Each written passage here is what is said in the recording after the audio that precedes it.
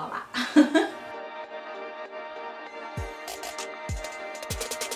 Allô tout le monde!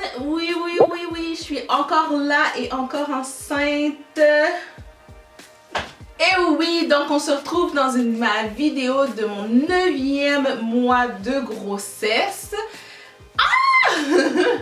Aujourd'hui, je vais vous partager, dans le fond, mon 9e mois de grossesse / dernière semaine de grossesse. Je suis présentement aujourd'hui à 39 semaines de grossesse de compléter. Voulez-vous voir mon ventre? Donc, c'est ça là. Vous comprendrez que je suis fatiguée, que j'ai très hâte d'accoucher. Mais je prends quand même le temps de vous faire cette vidéo-là. En fait, je comptais vous faire la vidéo de mon 9e mois de grossesse pensant que je l'aurais faite après l'accouchement. Parce que je me disais que j'aurais déjà accouché.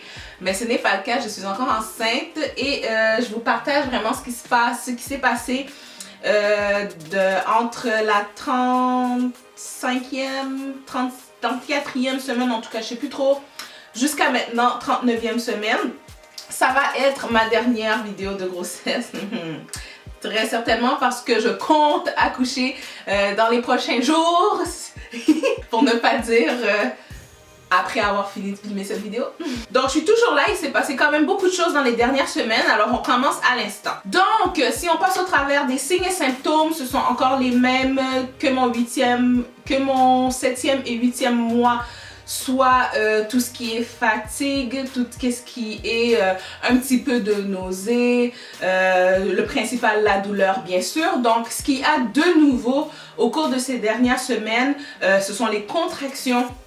Contractions, j'en avais pas mal déjà quand même, mais là j'en ai vraiment beaucoup et qui commencent à être un petit peu douloureuses. Donc bon signe, pas bon signe, moi je le prends plutôt comme un bon signe. Je me dis que ça travaille à l'intérieur, il y a un bébé qui est prêt à sortir, donc j'en ai quand même pas mal. Restez à l'affût, les filles qui sont rendues au même stade que moi, que c'est votre première grossesse et tout, si les contractions sont de plus en plus rapprochées et tout ça, soyez vigilantes, n'hésitez pas à appeler votre maternité, n'hésitez pas à appeler Info Santé.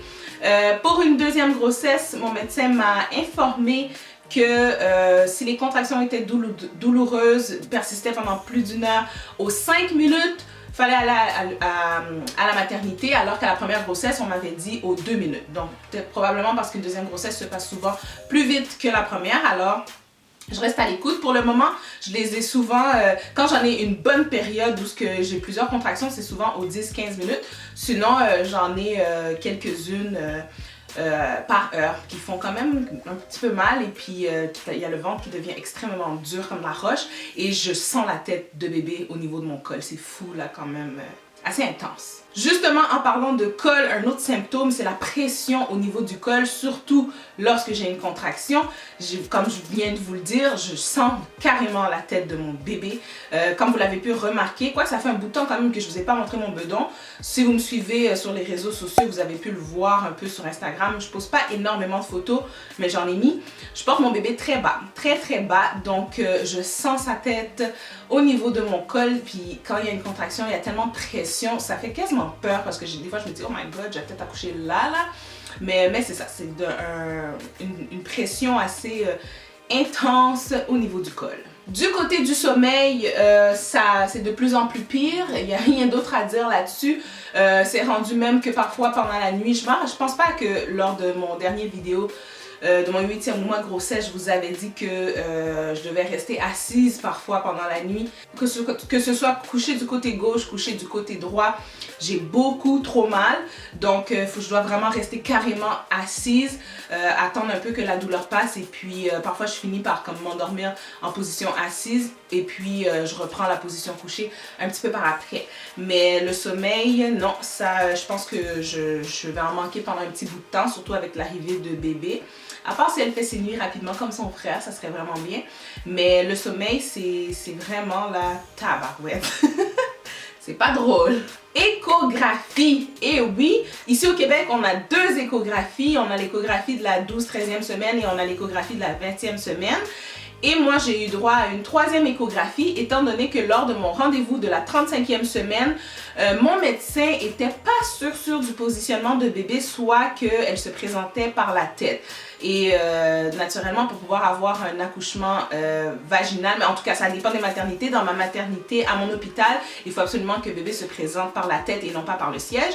Donc à partir de 35 semaines, on fait les vérifications et tout, et elle n'était pas trop sûre du positionnement.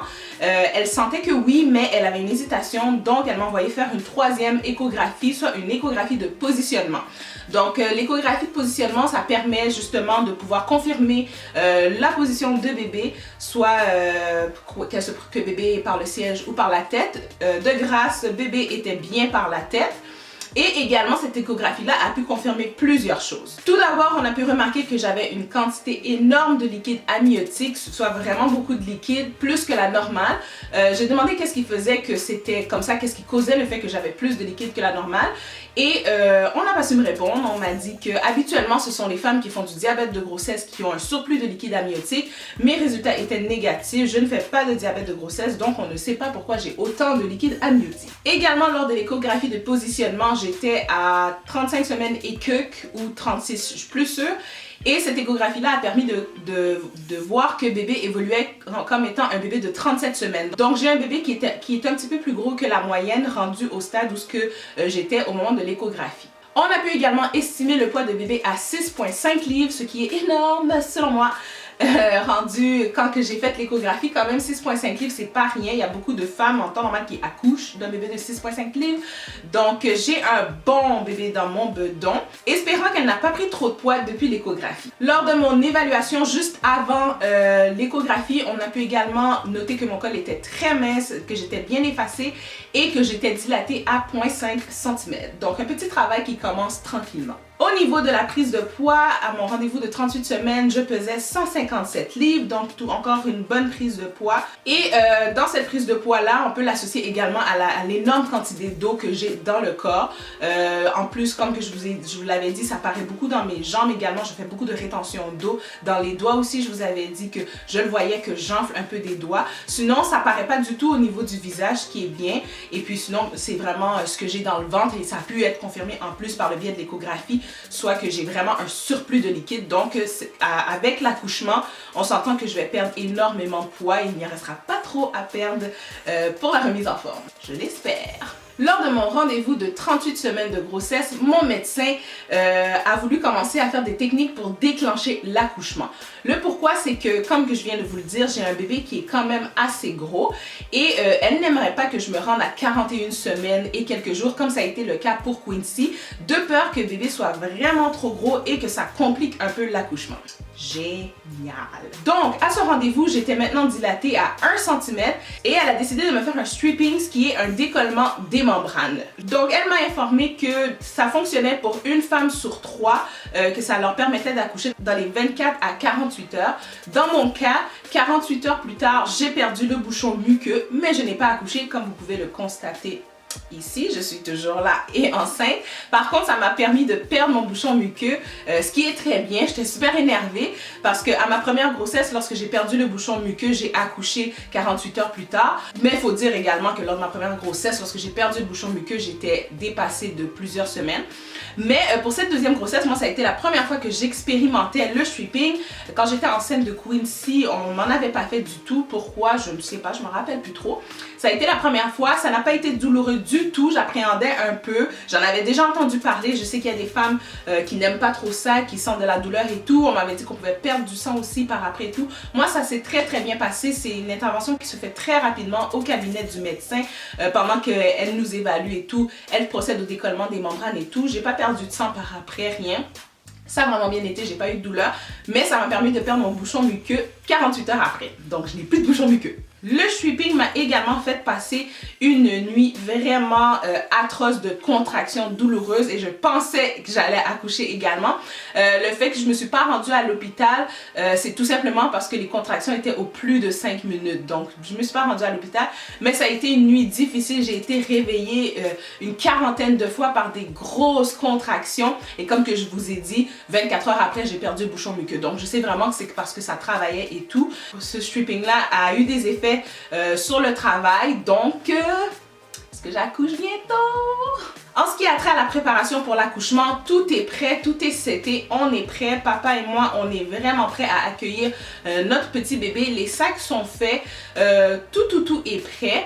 Dans le fond, on attend, on a juste vraiment hâte à ce que bébé arrive. Contrairement à lorsque j'étais enceinte de Quincy, comme que j'avais beaucoup plus de force, beaucoup plus d'énergie, je faisais beaucoup de ballons, beaucoup d'exercices à la maison, beaucoup d'exercices respiratoires également pour me préparer à l'accouchement. Pour être très honnête avec vous, pour cette deuxième grossesse-là, je n'en fais pas énormément, je fais pas beaucoup d'exercices, pas beaucoup de ballons parce que j'ai trop mal, pas beaucoup d'exercices de respiration non plus. Je fais beaucoup plus de visualisation par rapport à mon premier accouchement et celui qui s'en vient, donc surtout par rapport à ma manière de gérer la douleur et à ma manière de mon thinking que j'avais. Je visualise beaucoup plus ça, puis je travaille beaucoup plus à l'intérieur de moi, je travaille plus mon mental que mon physique. Espérons que ça va aider à l'accouchement. On verra bien, je vous en reparlerai prochainement. Et c'est pas mal ce qui fait le tour de mon 9e mois de grossesse, les dernières semaines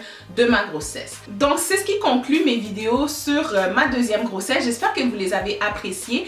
Donc on va continuer l'aventure avec bien sûr l'arrivée de bébé et les vidéos postpartum, évolution de bébé numéro 2. J'ai tellement hâte là, si vous pouviez savoir, et j'espère que vous aussi, que ce sont des vidéos qui vous plaisent.